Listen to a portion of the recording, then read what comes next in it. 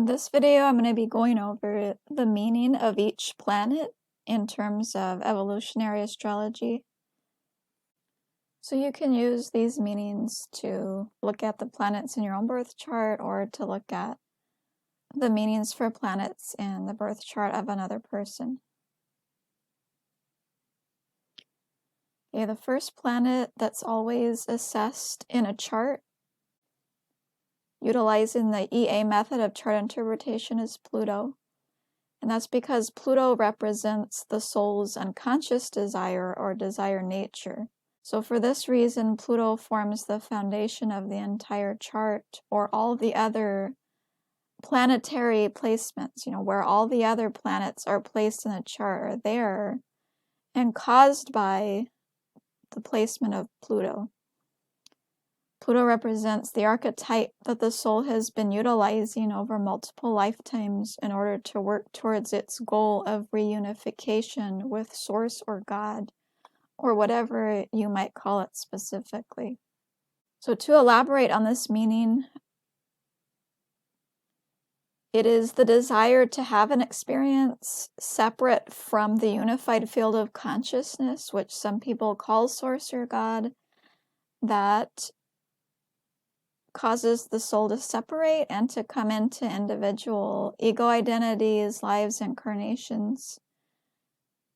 And wherever Pluto is placed by house, because this is the individual desire of that specific soul, will tell you what desire the soul has been utilizing over a certain cycle of lifetimes to separate from Source. And because it has this desire to have this human experience separate from Source,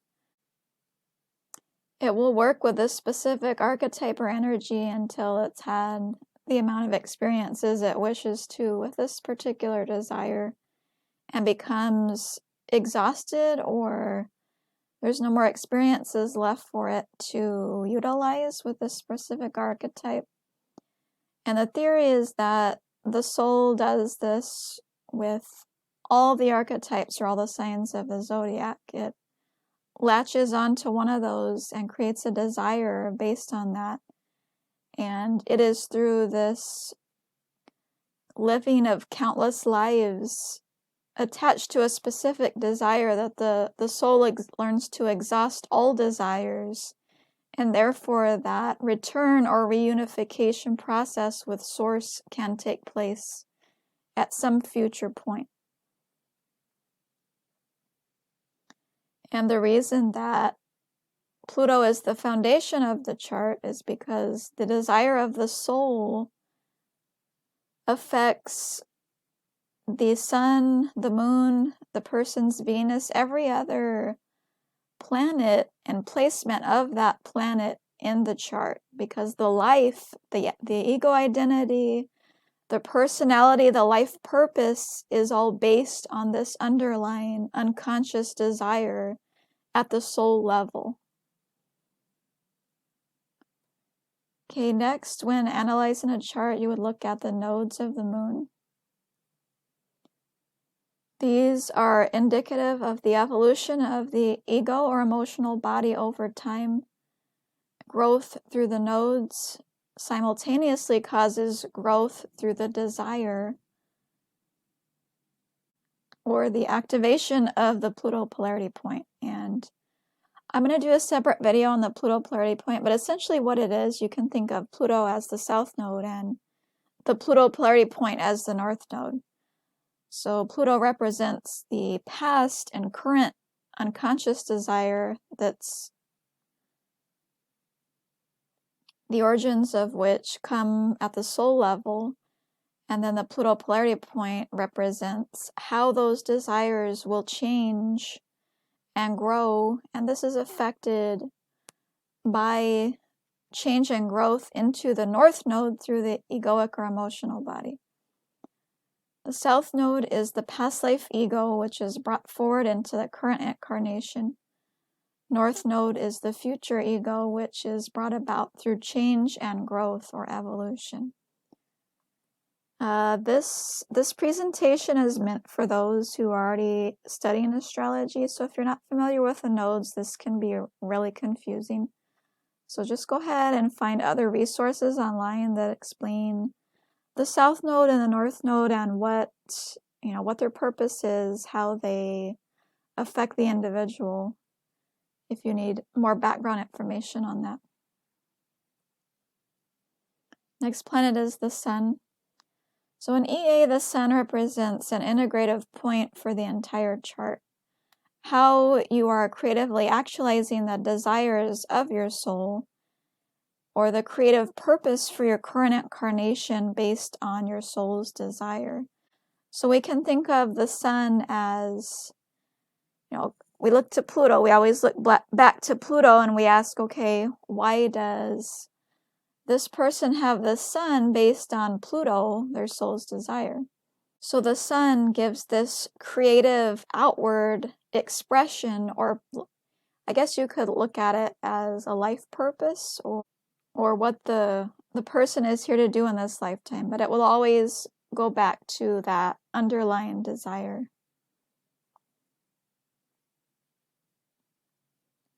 Next, we would look at the Moon, and the Moon is how the evolving ego or emotional body, so you're talking about from the South Node, which represents our past life self-identity, which we bring into our current incarnation and our childhood, how that's evolving in an integrated, consistent daily basis to this North Node or future self-identity. And this is all taking place at the emotional or self-identity level.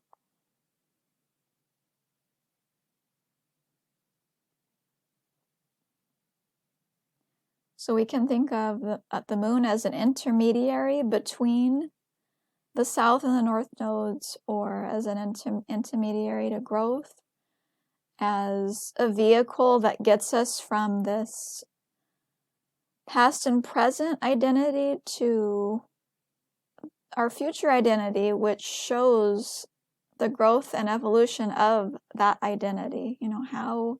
How our life experiences have fundamentally altered and changed our sense of who we are. That's the job of the Moon in the natal chart. Mercury is the intellectual structure of the ego. And when I say ego, I'm talking about the self-identity, which always goes back to the Moon. The Moon is how I identify myself at the emotional internal level. That's what the ego is. How the person's mind operates, how they will explain to themselves what their life is about.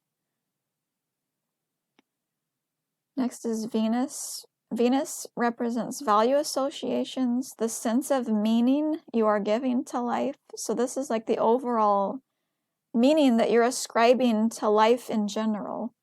And what's really interesting is that a lot of people have a specific meaning, this general meaning that they ascribe to life, and they're not really conscious of the fact that everybody has a different thing that they think life is about.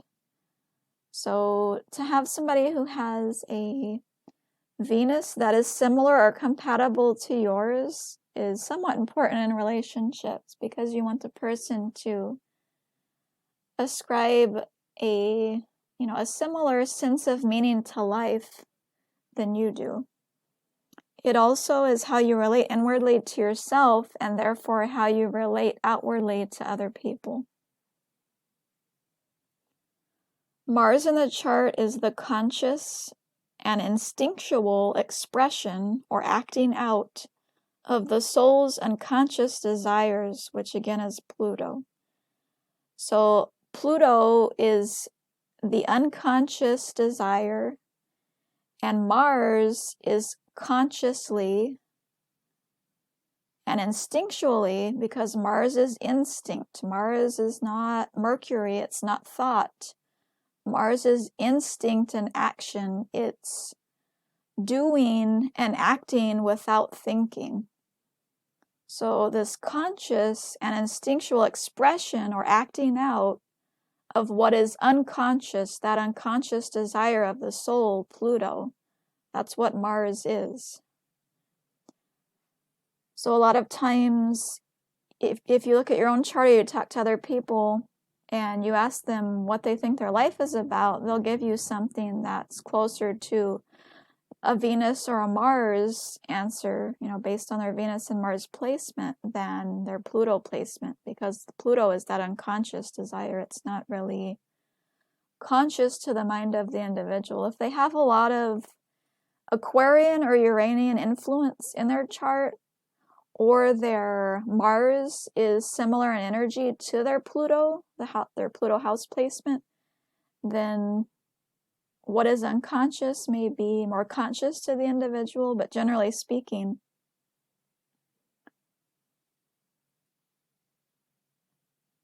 Mars will be what they think their life is about, and Pluto is what it's really about. Next is Jupiter. Jupiter is the type, there's a typo there, the type of belief structures that you have and how you interpret phenomenal reality from a right brain or intuitive perspective as opposed to a left brain or mercurial logical perspective.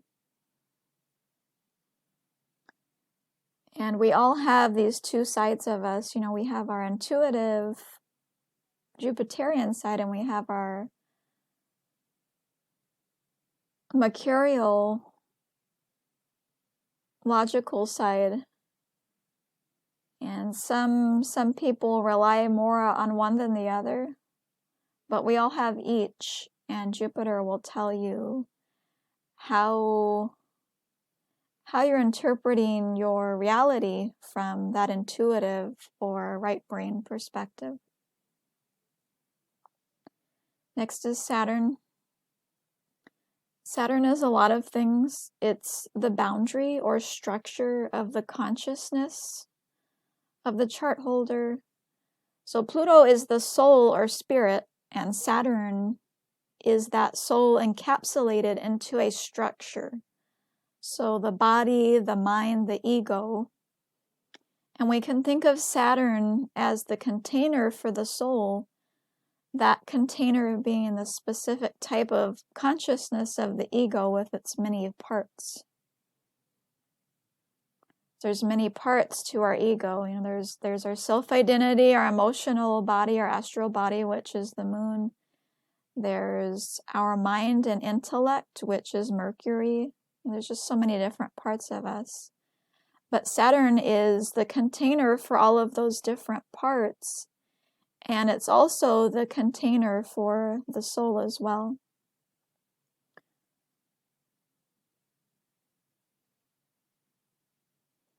Saturn contains the conscious mind and acts as a barrier between the ego and soul, as well as the conscious versus unconscious, the unconscious being ruled by Uranus. Therefore, Saturn represents that boundary that exists between the current life conscious mind versus the subconscious mind and all our past lives. So when you hear people talking about tapping into the Akashic record or past lives, they're tapping into that. They're crossing that Saturnian border. They're crossing the conscious mind and going into the unconscious and the other realms. With Saturn being the structure of consciousness, whatever energies are found in the chart holder's Saturn will both define and condition the function of every other planet in the chart, including Pluto.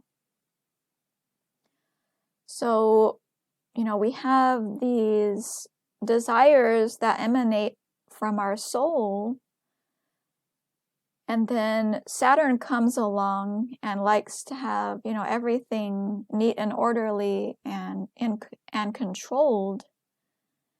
So Saturn will kind of, try to condition the desires of the soul, maybe try to suppress the desires of the soul.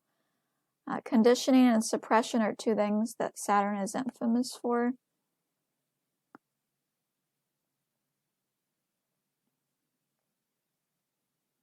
So it will do this not only to, the desires of the soul, which is Pluto, but it can do it to every other planet in the chart. So when you look at Saturn, you're looking at the individual's consciousness and how that consciousness is defining and conditioning all the other parts of the soul and ego, the soul's desires and all the different parts of the ego as well.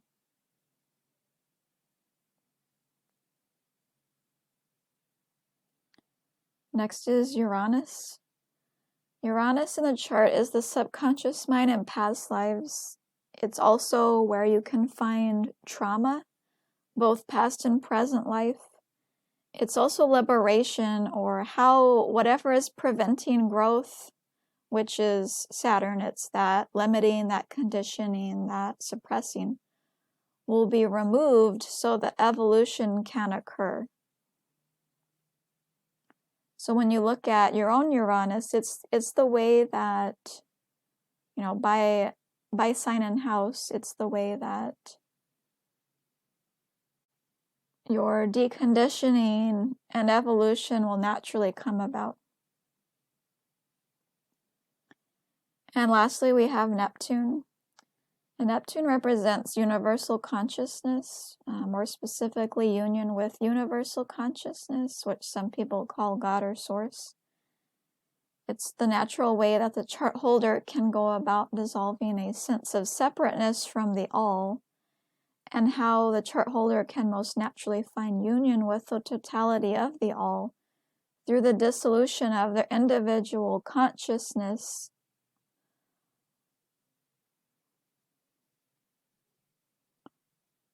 or ego, which is represented by Saturn. So if you notice, Saturn is like that, the boundary that holds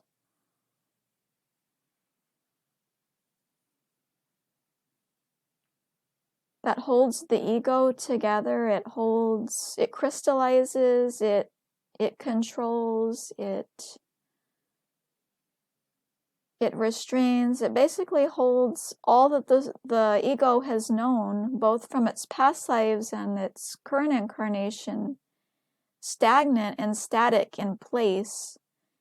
And then the purpose of Uranus is to come along and to begin to shake Saturn free, to begin to shake Saturn and to loose that crystallization that Saturn does for security purposes.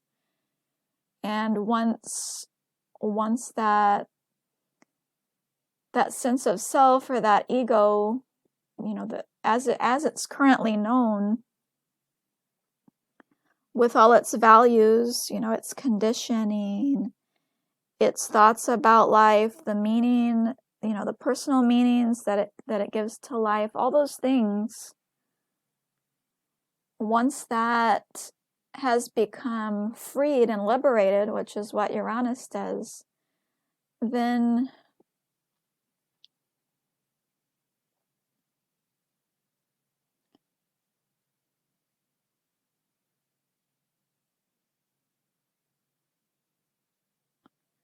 for a moment, Neptune can step in, and there's this sense of surrender there, because what the soul, not even the soul, but what the ego relied on for a sense of security and identity is shaken up or torn away or lost by Uranus.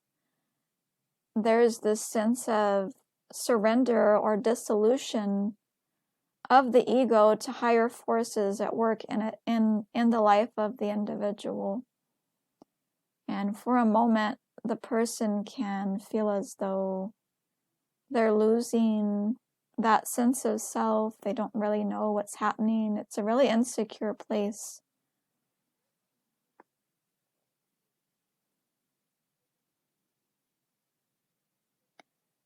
And this sense of dissolution of the ego will be different, and will have, carry different degrees for each individual based on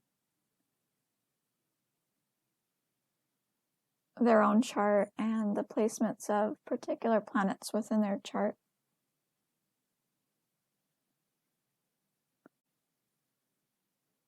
But again, Neptune is the most natural way that the chart holder can go about finding this connection to Source through the dissolution of their individual ego or consciousness. So these are the individual meanings for each planet when you're interpreting a chart through evolutionary astrology. And when you look at each planet, you always want to refer back to Pluto and say, okay, well, this person has Venus and Scorpio in the 9th house. Why would this soul have that placement? Why would they have Venus? Why would their meaning to life, the meaning that they're ascribing to life, be associated with those Scorpio and Sagittarius things based on their core or unconscious desire, which emanates from their soul? And then you would go back to Pluto. So we're always referring back to Pluto when we look at the placement of each planet in the birth chart. Right, hopefully this video was helpful. If you have any questions or comments, feel free to leave them in the comments section of this video.